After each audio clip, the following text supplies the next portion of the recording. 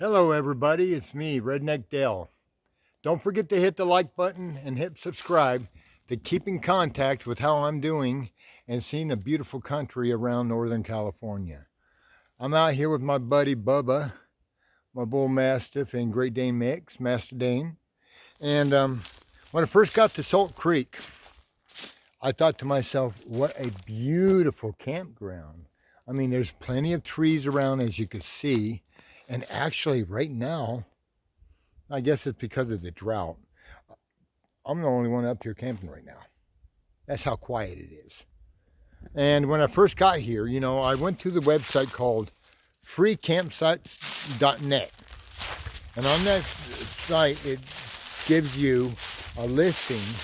You put in your area code, and it'll pop up a bunch of little spots in whatever area you live in, showing you where the free camping is and where the paid camping is.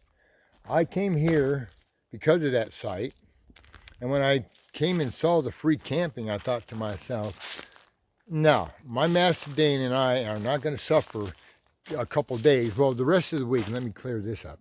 The rest of the week is going to be in the 80s. But today and tomorrow is going to be a little bit high temperatures, but not a lot. I mean, it's going to be 94 at the highest here, and then tomorrow it's going to drop down to about 90, and then in the 80s the rest of the week. What beautiful weather to camp in. So I figured to myself, when I got here, what do? Do you camp in this spot here where there's plenty of shade for you and your boopers?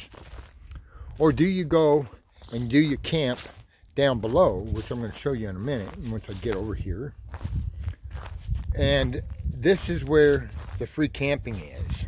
And personally myself, I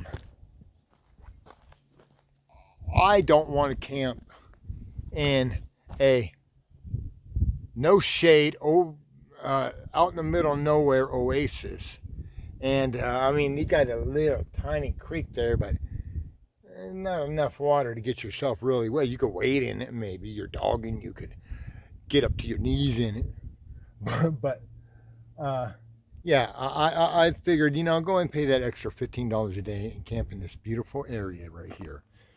And I would highly recommend Salt Creek. I mean, if you want a nice remote camping, yeah, you can go down to the lake, but it's about a mile down the road here past the camp.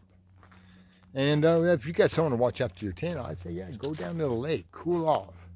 But if you don't have no one to watch your camp, as desolate and isolated as this is, I wouldn't recommend leaving your tent alone. I mean, I never camped in this area, so I can't say if people are honest or not. But when I pulled up here, there was about, I'd say, 3 people camping.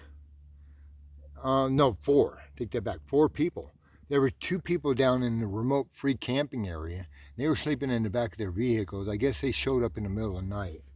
Well, the first couple I talked to, it was a Hispanic couple. All I did is I went up to them. I said, hey, how is this camping? Is it all right? Does it get really hot, or is there a lot of people? And the guy goes, I don't know. I just mind my own business.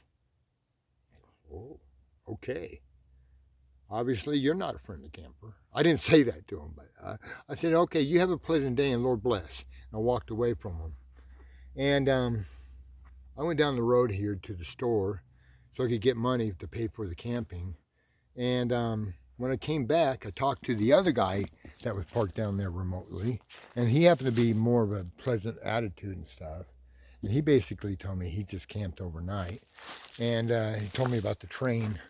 As you can see behind me, you'll see that train tracks. Well, apparently the train comes through here about 5 or 6 times a day. I haven't seen it yet since I've been here. But some people have told me that when the train comes over, it comes over twice a night, and it's pretty loud. It's loud enough to wake you up, because this is right under the train tracks. That's the only drawback of this campsite.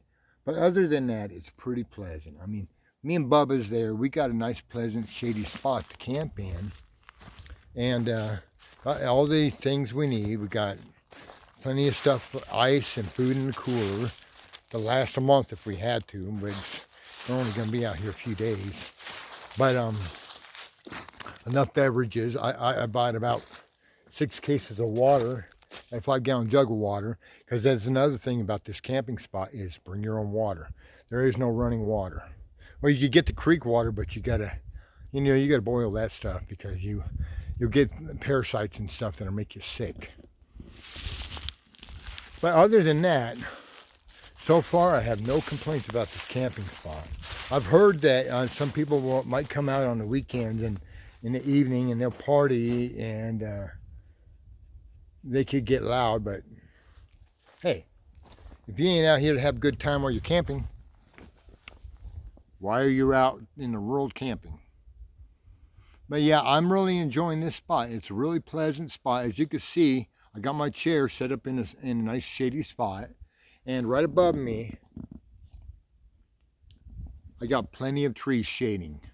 You know, that only drawback about this whole thing is, I'd say, is, you know, right over there, that train track. Now, we're going to have to see how the train is, but yeah, I would recommend this spot. I mean, I'm like shocked that I'm the only one out here camping right now. Well, me and Bubba's. But anyway, I just want to give you an update on where I'm at and how I'm doing with my camping, and just loving every minute. Doing it the redneck way.